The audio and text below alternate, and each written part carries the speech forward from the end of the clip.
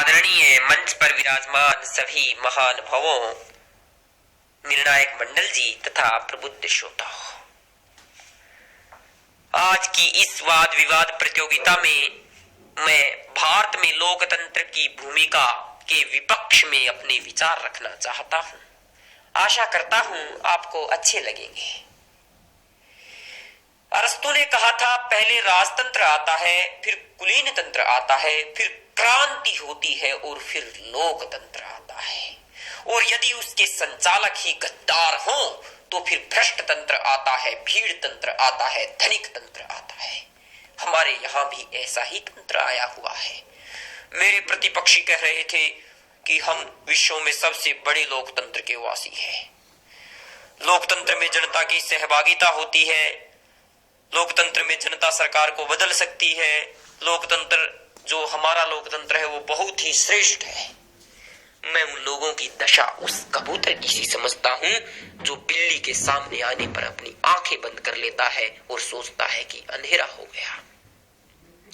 मेरे प्रतिपक्षियों को लोकतंत्र की कमियां नजर नहीं आ रही है महोदय। लोकतंत्र का अर्थ केवल चुनाव से ही नहीं है।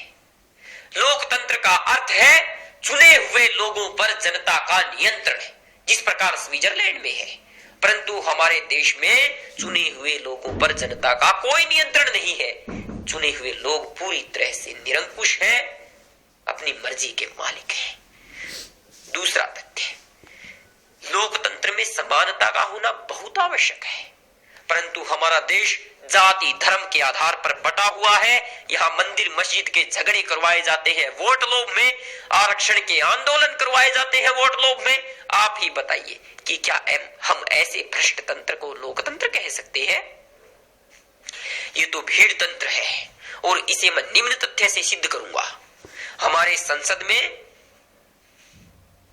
900 से भी अधिक पार्टियां जा चुकी हैं और सभी पार्टियां अपना अपना राग आलाप रही हैं।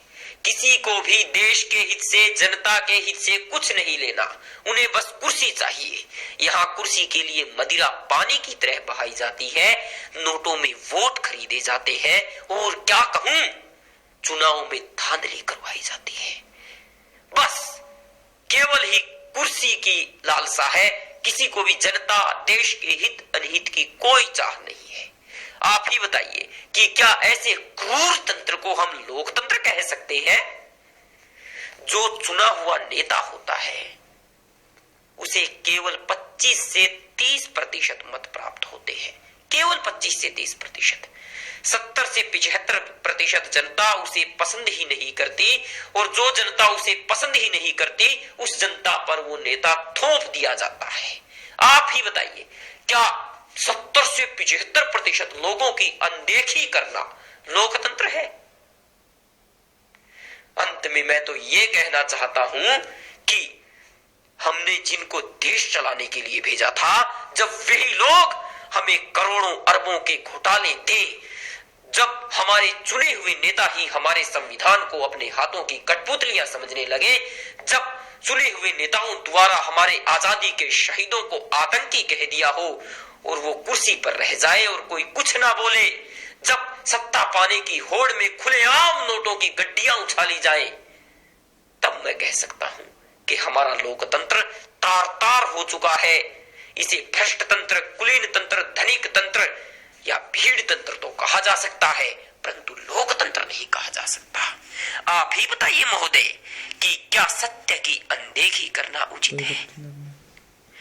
जिस प्रकार ऐसा करना उचित नहीं है, उसी प्रकार जिस तंत्र में जनता को आंसू दिए जाते हों, जनता को महंगाई दी जाती हो, भेदभाव में जनता बांटी जाती हो, मंदिर मस्जिद के नाम पर राजनीति की जाती हो, उस व्यवस्था को हम भ्रष्ट व्यवस्था तो कह सकते हैं, परंतु लोकतंत्र तो